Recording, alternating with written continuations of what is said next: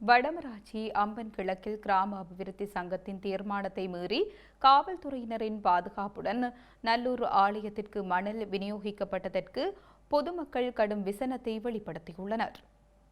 நல்லூர் கந்தசுவாமி ஆலயத்தின் வருடாந்த திருவிழாவுக்காக வருடந்தோறும் குறிப்பிட்ட மணல் மண் வடமராட்சி கிழக்கு அம்பன் பகுதியிலிருந்து பிரதேச மக்களின் அனுமதியுடன் வழங்கப்பட்டு வந்தது. வருடாந்தம் வழங்கப்படும் மணல் மண் திருவிழா நிறைவடைந்ததும் விற்பனை செய்யப்படுகின்றது.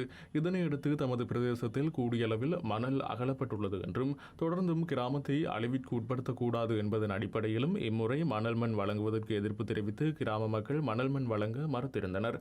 அதேவேளை தொடர்ச்சியாக அம்பன் கிழக்கில் மட்டும் அகலக்கூடாது என்றும் தெரிவித்திருந்தனர்.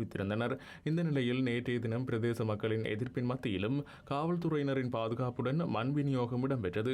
நேற்று காலை 9 மணி முதல் மண் விநியோகம் தொடர்பான முருகல் நிலை அம்பன் பிரதேசத்தில் பிரதேச செயலர் மற்றும் கிராம மக்களுக்கு இடையில் இடம்பெற்றது. அம்பனில் உள்ள தனிநபர் ஒருவருக்கு கனிய மணல் அகழ்வுக்கான அனுமதியை பெற்றுக் கொடுத்து நல்லூர் முருகன் ஆலயத்திற்கு பிரதேச செயலரால் மணல் மண் விநியோகம் இடம்பெறுகிறது என்று அப்பகுதி மக்கள் குற்றச்சாட்டை முன்வைத்துள்ளனர்.